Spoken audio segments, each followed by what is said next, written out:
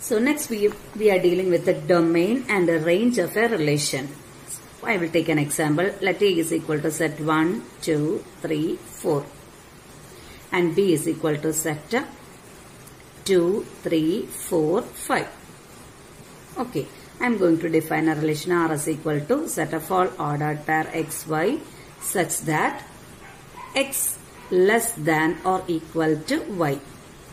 X is less than or equal to y. So can you say which will be the elements in R?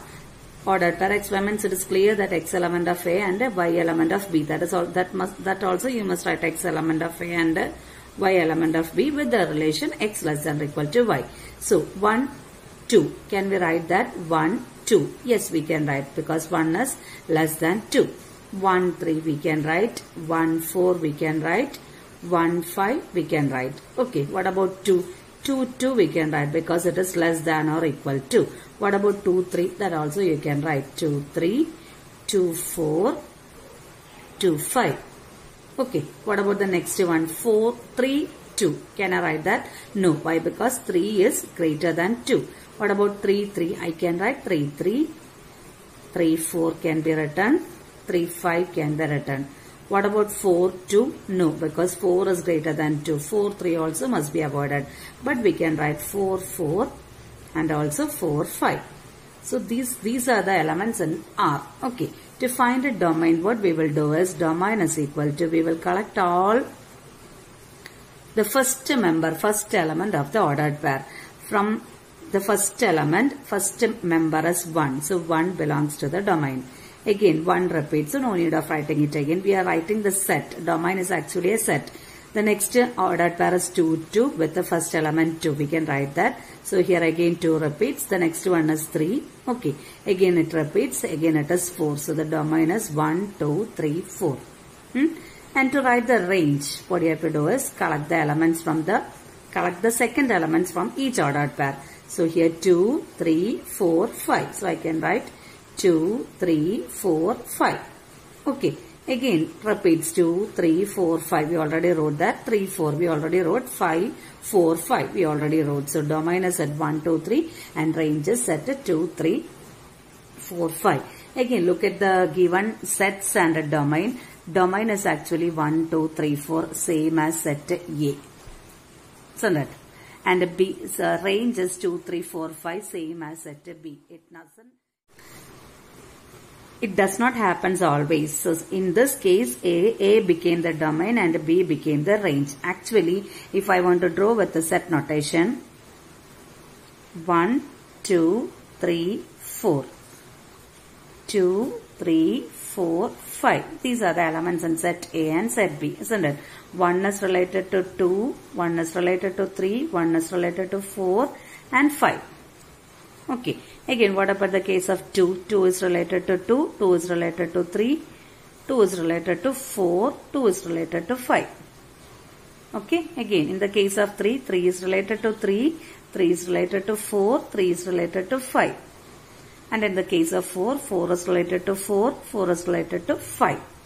Okay. The first set becomes the domain and the second set becomes the range in this case. If I am taking another example, so let A is equal to set 1, 2, 3, 4, 5, 6. B will also be the set 1, 2, 3, 4, 5, 6. Instead of writing the relation, I am drawing it 1, 2, 3, 4, 5, 6. Here also 1, 2, 3, 4, 5, 6. Let 1 be related to 2, 2 to 3, 3 to 4, 4 to 5 and 5 to 6. Okay. Now can you define the domain? Can you say which are the elements in the domain? Domain is equal to which all elements are related to the second set. This is actually A and this is B. Which all elements are related to the second set? 1, 2, 3, 4 and 5. Okay. So write all those elements 1, 2, 3, 4, 5 and these elements comes under domain. And in the case if you want to write the range, what you have to do is which all elements are mapped with the first one. 1 is not mapped, isn't it? 2, 3, 4, 5 and 6. Those elements form the range 2, 3, 4, 5 and 6. If I am taking the first case, 1 is mapped to 2. That is how we are reading. 1 is mapped to 2. 2 is the image of 1. 1 is actually A relation is from A to B. That means 1 is mapped to 2. Otherwise we can say 2 is the image of 1. In the second case, 3 is the image of 2. 4 is the image of 3. 5 is the image of 4. And in the last case, 6 is the image of 5. Okay. Again, we can say in one more way, 1 is the pre-image of 2. Okay. Either you can say 2 is the image of 1. Otherwise, we can say 1 is the pre-image of 2. 2 is the pre-image of 3. 3 is the pre-image of 4. 4 is the pre-image of 5. And 5 is the pre-image of 6. Okay. If you are relating with the second set, it is the image of. And if you are relating with the first set, it is the pre-image of. Again, in another case, in general case, if x is related to y, we can say y is the image of x. And x is the pre-image of y. Okay. So we can make the definition of domain more clear. Those elements having the image comes under the set of domain, and those elements having the pre-image comes under the set of range. 1 doesn't have a pre-image. That is the reason why 1 doesn't came in range. And 6 doesn't have an image. That is the reason why 6 doesn't came under range. Okay. If x is related to y, y is the image of x.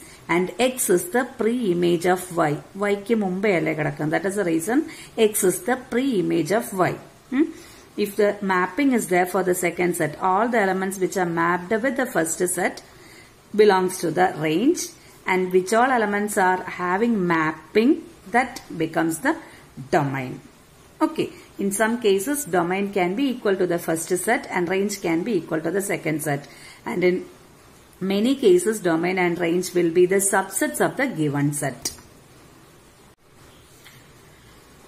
And this entire set B, if I am taking 1, 2, 3, 4, 5 and 6, we know that 1 doesn't have a pre-image. Still, the full set B is termed by the name codomain. Okay, the full set B is termed by the name codomain. Okay, domain means those elements having the image are called comes under domain. Those elements which have pre-image comes under range. And the second set completely is known by the name codomain.